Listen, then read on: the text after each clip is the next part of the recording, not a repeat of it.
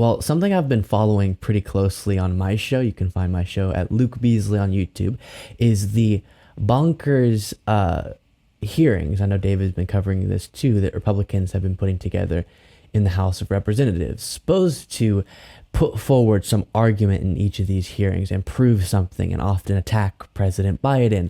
But so often the word that I would say characterizes these hearings from House Republicans is backfire. They keep backfiring. And today is yet another example of this. This is from earlier in the week. I didn't have a chance to cover it on my show or the David Pakman show, so I'm going to circle back to it now as we close the week. And this had to do with John Durham, of course, the special counsel who investigated the investigators in regard to the Russia probe, Mueller investigation, Crossfire Hurricane. And as was reported on by David, by myself, it was a complete... While there are things in there that you can find interesting, and there are notable parts of this Durham report as a whole, especially when you set it next to what was promised from MAGA on this Durham investigation, it was a nothing burger. And it was supposed to prove that there was this big conspiracy, at least in the eyes of MAGA. It was supposed to prove that there's a conspiracy to take down Trump by the FBI, and that's why the whole investigation into Russian interference started in the first place, when in reality that's not the case, and that's not what Durham uncovered.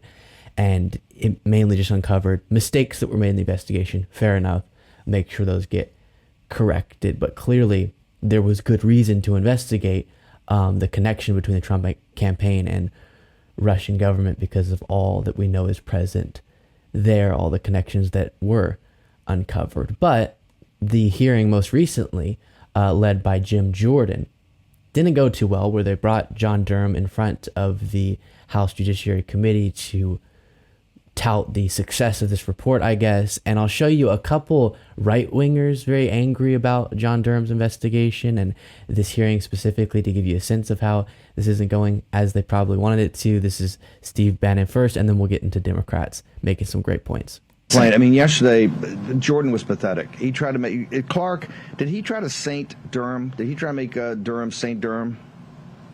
Yeah, absolutely. I mean, So that's him saying Jim Jordan was pathetic, who was leading the hearing. That's not what you want to hear from a right winger after one of these political stunt hearings. And then this is Matt Gaetz questioning Durham, and Matt Gaetz is saying that Durham's investigation was a failure, but for the opposite reason probably than you and I would think. Matt Gaetz thinks that Durham didn't uncover what's there. We realize he didn't uncover what wasn't there. But here's this exchange. I think that's beyond the scope of what's in the report. It's literally the scope of what your charging order is. Who put it in motion? We get after it was put in motion, the FBI did a bunch of wrong and corrupt things. Totally understand. We're trying to deal with that. But when you are part of the cover-up, Mr. Durham, then it makes our job harder. Yeah, well, if that's your thought, I mean, there's no way of dissuading you from that. I can tell you that it's offensive, and that the people who worked on this investigation have spent their lives trying to protect the people in this country and pursue within the law what it is that we are authorized to do. You tried 2 cases, lost both of them, and then the one guilty plea you got, Kleinsmith is back to practicing law in Washington, D.C. today. Yeah, that's beyond my control. Right, but the fact that you allowed that plea to occur, right? And then the punishment was insufficient. The fact that you didn't charge Andrew McCabe, you didn't convict the lying Democrats or the lying Russians, you didn't investigate Mifsud or the Mueller probe, even though, as we sit here today in black letter, that was your charge. Have you ever heard of the Washington Generals? The Washington Generals, yes. Yeah, and they're the team that basically gets paid to show up and lose, right? Okay, so again, Matt Gaetz is coming at a very different perspective, and I would say probably rather dishonest one, but he's recognizing the failure of this Durham investigation, because he didn't really uncover anything that wasn't already covered by the Inspector General's investigation and the Mueller investigation. And I think any reasonable person would say, if you analyze the facts of both of those investigations and just the whole situation kind of zoomed out, there was definitely reason to investigate the connection and Russian interference And then we find that there isn't evidence of Trump directly coordinating with the Russian government. That's what investigations are for. And if there's not investigation of that, or if there's not proof of that uncovered in the investigation, then so be it, and follow the facts. And then mistakes were made, fair enough to criticize. But this idea that, number one, there was nothing to be looked into by the FBI, and then by Mueller leading that FBI investigation with all of the convictions that Mueller got. And number two, that this was a conspiracy with the Democrats to take down Trump, rather dishonest. And then I have for you Adam Schiff during this hearing. Well, your report, Mr. Durham, doesn't dispute anything Mueller found did it. No, our object, our aim was not to dispute Director Mueller. I have the greatest regard, highest regard for Director Mueller. He's a patriot. The only distinguishment between his investigation and yours is he refused to bring charges where he couldn't prove guilt beyond a reasonable doubt, and you did.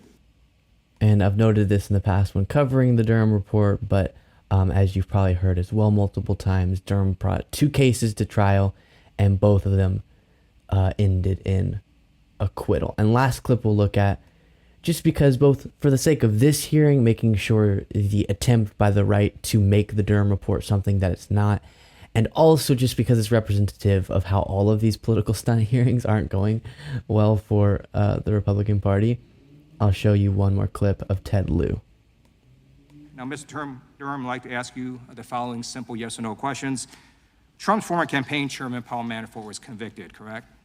I'm sorry, could you just repeat that one? Trump's former campaign chairman, Paul Manafort, was convicted, correct? That's correct. Not Trump's in former connection with foreign these policy matters. advisor to the campaign, George Papadopoulos, was convicted, correct? That's correct. Trump's former deputy campaign manager, Rick Gates, was convicted, correct? Not in connection with the Okay, Russian matter. All right. Mr. Durham, you can hold yourself out as an objective Department of Justice official or as a partisan hack, and the more that you try to spin the facts and not answer my questions, you sound like the latter. So I'm just going to ask this simply. Trump's former national security advisor, Michael Flynn, was convicted, correct? That's correct. Trump's longtime advisor, Roger Stone, was convicted, correct? I'm sorry, missed the last thing you Trump's mentioned. longtime advisor, Roger Stone, was convicted, correct? Correct. In contrast to multiple Trump associates who were convicted, you brought 2 cases to jury trial based on this investigation, and you lost both. And so I don't actually know what we're doing here, because the author of the Durham report concedes that the FBI had enough information to investigate, and thank goodness the FBI did, because multiple Trump associates who committed crimes were held accountable. We'll stop it there, but great points. And I really do wish that the specifics of the claims could be meaningfully broken down with a lot of these people.